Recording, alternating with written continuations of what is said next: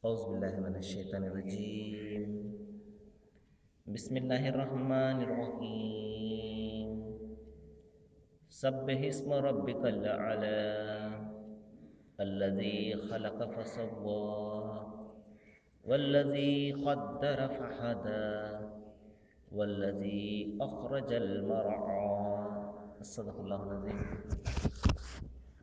అనంత కరుణామయుడు, అపార కృపాశీలుడు, పాలకుడు, పోషకుడు, సర్వలోక సృష్టి ప్రభు అల్లాహ్ శుభనామంతో ప్రారంభిస్తున్నాను. సోదర సోదరిమణులారా, అయ్యలారా, అమ్మలారా, అస్సలాము అలైకుం రహమతుల్లాహి వబరకాతుహు.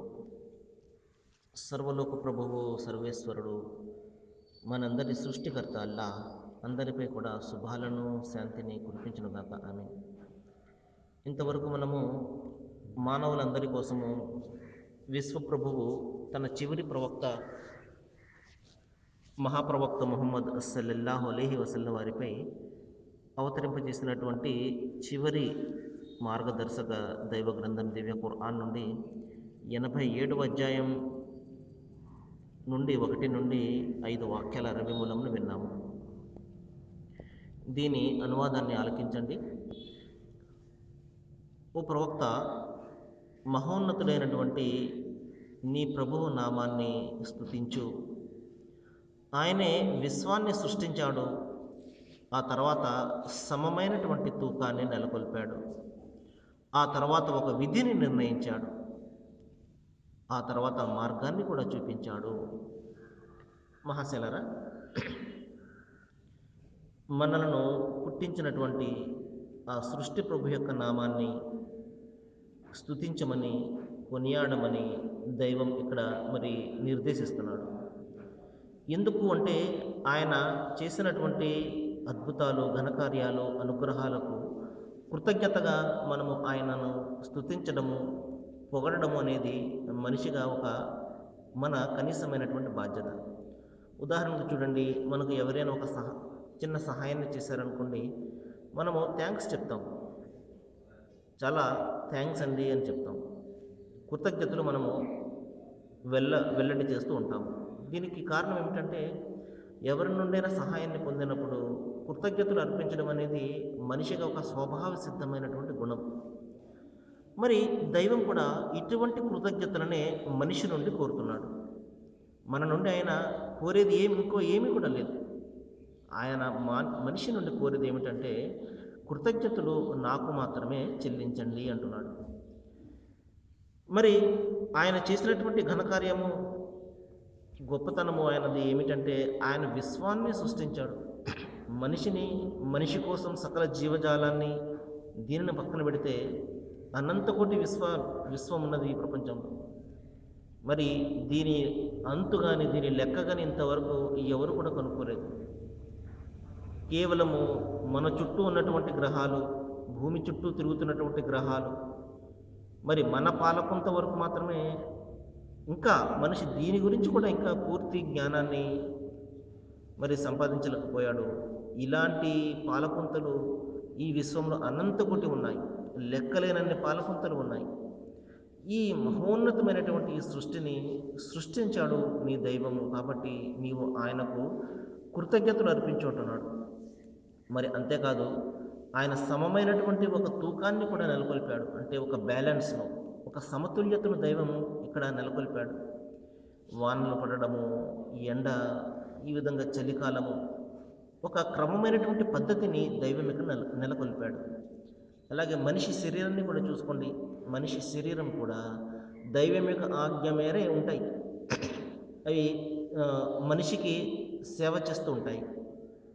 చిన్న ఉదాహరణ చెప్తాను చూడండి. మన చెయ్యి ఉన్నది. చెయ్యిని మనము ముందుకు ముడవగలము, కానీ వెనక్కి ముడవలేము. దైవం యొక్క ఆజ్ఞ ముందుకు మాత్రమే ముడుస్తాయి. అదేవిధంగా మన తలను వెనక్కి తిప్పలేము, మన మెడను ముందుకు మాత్రమే, లేకపోతే పక్కకు మాత్రమే తిప్పగలము. ఈ విధంగా మన శరీరంలో ప్రతి భాగం కూడా దైవం ఏదైతే నిర్ణయించాడో దాని మేరకు మాత్రమే అవి మనకు సహకరిస్తూ ఉంటాయి. ఈ విధంగా మొత్తం సృష్టి అంతా కూడా ఒక తూకాన్ని ఆయన నెలకొల్పాడు. ఆ తర్వాత మనిషికి ఒక విధిని నిర్ణయించాడు. ఏమి చేయాలి, నువ్వు ఏమి చేయకూడదు, ఏ విధంగా చేయాలి అనేది ఒక ప్లాన్, ఒక విధానాన్ని, ఒక పద్ధతిని దైవము నిర్ణయించి మనిషికి మరి ఈ పద్ధతిలో నువ్వు వెళ్ళినట్లయితే నీకు సాఫల్యము, లేకపోతే మరి ఈ విధంగా నువ్వు కష్టాలను నష్టాలను ఎదుర్కొంటావు అని రెండు విషయాలు కూడా ఆయన చెప్పి మనిషిని ఇక్కడ పుట్టించడం జరిగింది.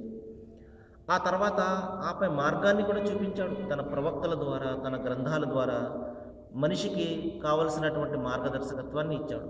కేవలం ఆధ్యాత్మిక రంగము ఏ విధంగా ఆరాధనలు చేయాలి అంతవరకు మాత్రమే మనిషి జీవితాన్ని పరిమితం చేయలేదు. ఎందుకంటే మనిషి జీవితంలో అనేక రంగాలు ఉంటాయి.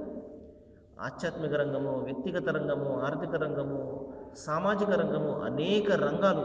అన్ని రంగాలలో కూడా మనిషి తన పాత్రను పోషించవలసి ఉంటుంది. కేవలం ఆధ్యాత్మిక రంగానికి మాత్రమే పరిమితం చేసి బయటని ఇష్టం వచ్చినట్టు గడిపే అంటే అది సంపూర్ణమైనటువంటి మార్గదర్శకత్వం కాదు. కాబట్టి ఏ విధంగా అయితే దైవారాధనలో మనం ఉంటామో బయట ఏ విధంగా ఉండాలో కూడా తెలియజేసేదే నిజమైనటువంటి మార్గదర్శకత్వం. అటువంటి మార్గదర్శకత్వాన్ని దైవము మనిషికి ఇవ్వడం జరిగింది. మరి ఆ విధంగా పంపినటువంటి మార్గదర్శకత్వం యొక్క పరంపరలో చివరిగా వచ్చినటువంటిదే మరి అంతిమ దైవగ్రంథం ఖురాన్. ఇది మనిషి పుట్టిన దగ్గర నుండి గిట్టే వరకు అతనికి ఎదురయ్యే అన్ని రంగాలలో అతను ఏ విధంగా జీవితం గడపాలి, ఏ విధంగా చేయకూడదు అని అతని ఒక సంపూర్ణమైనటువంటి నిర్దేశకత్వాన్ని ఇది మనకు ఇస్తూ ఉంటుంది. మరి మహాశయులారా, దైవం ఇంకా తెలియజేస్తున్నాడు, ఓ ప్రవక్త మీరు హితబోధ చెయ్యండి. ఎవరైతే మరి దైవానికి దూరంగా పోతున్నారో, ఎవరైతే దైవానికి సాటి సమానాన్ని కల్పించి మరి ఆరాధన చేస్తున్నారో, ఎవరైతే నిజ మార్గాన్ని విడిచిపెట్టి మరి తమకు నచ్చినటువంటి మార్గాలను అనుసరిస్తున్నారో వారికి మీరు హెచ్చరిక చేయండి, హితబోధ చేయండి. లేదు, ఇది సరైనటువంటి పద్ధతి కాదు, అసలైనటువంటి పద్ధతి ఇది, నిజ దైవం ఈయన ఈయన ఈ విధంగా ఆరాధించాలి, లేకపోతే పర్యావసానం ఈ విధంగా ఉంటుంది అని దైవ ప్రవక్తకు దైవము నిర్దేశించడం జరిగింది. కాబట్టి ప్రతి కాలంలో వచ్చినటువంటి దైవ ప్రవక్త రెండు విషయాలను గురించి చెప్పేవారు. ఒకటి శుభవార్తనిచ్చేవారు, మరొకటి హెచ్చరికను చేసేవారు. మరి ఎవరైతే దైవం యొక్క హద్దులకు లోబడి జీవితం గడుపుతారో వారికి మరణానంతరం సాఫల్యము, స్వర్గము అనే శుభవార్తనిచ్చేవారు.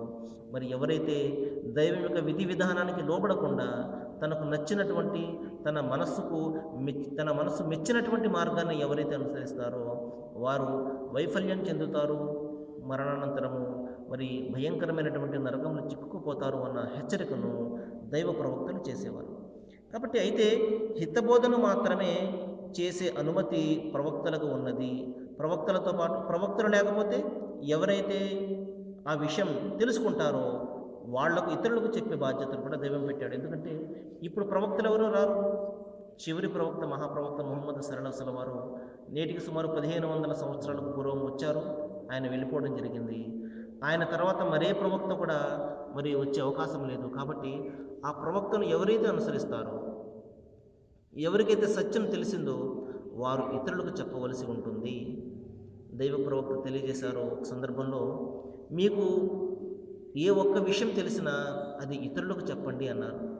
ఎందుకంటే మనం అందరం కూడా ఇక్కడ ఏ విధంగా అయితే జీవితం గడుపుతున్నామో, ఒకరినొకరు సహకరించుకుంటూ మరి తోడ్పాటును అందించుకుంటూ ఇక్కడ జీవితం గడుపుతున్నామో, మరి మహాశిరాలు మనమందరం కూడా కలిసి సాఫల్యాన్ని సాధించాలి, స్వర్గాన్ని సాధించాలి.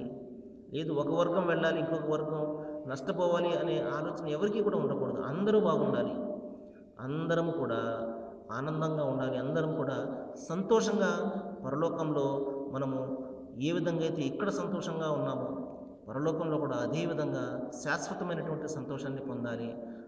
ఆ విధంగా పొందాలి అంటే ఏ విధంగా చేస్తే ఆ శాశ్వతమైనటువంటి ఆనందం లభిస్తుందో ఎవరికైనా తెలిసినప్పుడు అది ఇతరులకు చెప్పడం అనేది మనిషిగా మరి ఒక బాధ్యత. మరి అటువంటి బాధ్యతను నిర్వర్తించే నిమిత్తమే దైవ గ్రంథంలో ఉన్నటువంటి ఈ విషయాలను మరి మనమందరికీ కూడా తెలియజెప్పే సద్భాగ్యాన్ని దైవం ఇక్కడ కలుగజేశాడు. అందుకనే మనము ప్రతిరోజు కూడా ఈ దైవ గ్రంథంలో ఉన్నటువంటి విషయాల గురించి వింటున్నాం. మహాశిలారా, మరి ఎవరైతే పెడచెవిన పెడతాడో వాడే పరమ దౌర్భాగ్యుడు. కాబట్టి ఎవరైతే వినరో మరి ఎవరు ఎవరు అతనికి నష్టం కలిగించలేరు. అతను తనకు తానే నష్టాన్ని కలిగించుకుంటాడు. ఉదాహరణకు చూడండి, కడుపు బాగా కాలిపోతుంది మనకి. భోజనం మీద అలిగాము. నష్టం ఎవరికి? మన కడుపే కాలుతుంది. అదేవిధంగా ఎవరైతే హితబోధన పెడచెవిన పెడతాడో, ఎవడైతే మాటలు వినడో, నష్టపోయేది ఎవరు? అతనే నష్టపోతాడు పరలోకంలో. ఎందుకంటే అతని వెంట వచ్చేది ఎవరు కూడా ఉండరు. కేవలము అతను తన కర్మల నిమిత్తమే అతను సమాధానం చెప్పుకుంటాడు. అలాగే శిక్ష అయిన అతనికే, బహుమానమైన అతనికే. మరి అందుకనే దైవం ఇక్కడ తెలియజేస్తున్నాడు, హితబోధన మాత్రమే చేసే అనుమతి మీకు ఉన్నది. బలవంతం చేయడము, లేకపోతే ఏదైనా ప్రలోభాలకు గురి చేసి అతనిని ఈ విధంగా ఈ మార్గంలోకి తీసుకురావడం అనేది మీ పని కాదు అని దైవం హెచ్చరిస్తున్నాడు, తాకీదు చేస్తున్నాడు. కాబట్టి ఎవరికైనా మనం వినప్పుడు, వినే మనసు ఉన్నప్పుడు మాటలు చెప్పాలి, మంచితనంగా చెప్పాలి. మరి ఈ విధంగా దైవం నిర్ణయించినటువంటి విధానాలు ఏ విధంగా అయితే ఉన్నాయో వాటిని గురించి జ్ఞాపకం చేస్తూ, హెచ్చరికను కూడా చేస్తూ, ఈ విధంగా జరుగుతుంది జాగ్రత్త అని అతనికి మనము మెల్లగా నచ్చ చెప్పాలి. వింటాడా అతని ఇష్టం, వినడా అది కూడా అతని ఇష్టమే. ఎందుకంటే వినటే వింటే కలిగే లాభం అతనిదే, వినకపోతే కలిగే నష్టం కూడా అతనిదే. మరి దైవం అదే విషయాన్ని చెప్తున్నాడు. అతను ఎవడైతే పెడచెవిన పెడతాడో ఈ హితబోధను, మరి ఘోరమైనటువంటి అగ్నిలో అతను చిక్కుకుపోతాడు. అతను అందులో చావను లేడు, బ్రతకను లేడు. మహాశిలారా, నరకం అనేది ఎలాంటి స్థలం అంటే, అలాగే స్వర్గం కూడా ఎలాంటిదంటే, అక్కడ చావు అనేది రానటువంటిది. అమరత్వం అంటారు. అంటే చావు అనేది ఉండదు. ప్రపంచంలో మనకు కష్టాలు వచ్చినప్పుడు చనిపోతే బాగుండును అన్న ఆలోచన మనకు కలుగుతూ ఉంటుంది. సహజంగా మనిషి భావిస్తూ ఉంటాడు. వాస్తవానికి చనిపోతే ఇంకొక జీవితం మొదలవుతుంది. ఒక స్టేషన్ నుండి ఇంకొక స్టేషన్కి వెళ్ళినట్టు ట్రైను, ఈ పయనంలో మనము మరణం తర్వాత ఇంకొక జీవితంలోనికి వెళ్తాము తప్పించి అంతం అనేది ఏది కూడా కాదు. చనిపోతే ఆత్మహత్య ఏదైనా చేసుకుంటే నా సమస్యలు పోతాయని మనిషి భావిస్తుంటాడు, పొరపాటు పడుతుంటాడు. అసలైనటువంటి జీవితము మరణం తర్వాత మొదలవుతుంది. మరి మరణం తర్వాత మొదలయ్యే జీవితము అంతం లేనిది, చావు అనేది లేనిది. నరకంలో కూడా శాశ్వతమే, స్వర్గంలో కూడా శాశ్వతమే. కాబట్టి ఆ భయంకరమైనటువంటి అక్కడ దాన్ని తప్పించుకోవాలి అంటే ఉన్నటువంటి అమూల్యమైనటువంటి అవకాశం ఈ జీవితంలో, దీన్ని మనం సద్వినియోగం చేసుకోవాలి. సరే మహాశిలలో మరికొన్ని విషయాలు మనము రేపు మాట్లాడుకోవడానికి ప్రయత్నం చేద్దాము. ఏ విషయాలైతే మన ముందుకు వస్తున్నాయో వీటిపై ఆలోచన చేసి మరి మన జీవితాన్ని మార్చుకునే సద్భాగ్యాన్ని దైవం మనందరికీ కలుగజేయగాక. వాకిరు దావానా అనిల్ హమ్దులిల్లాహి రబ్బిల్ ఆలమీన్. అస్సలాము అలైకుం.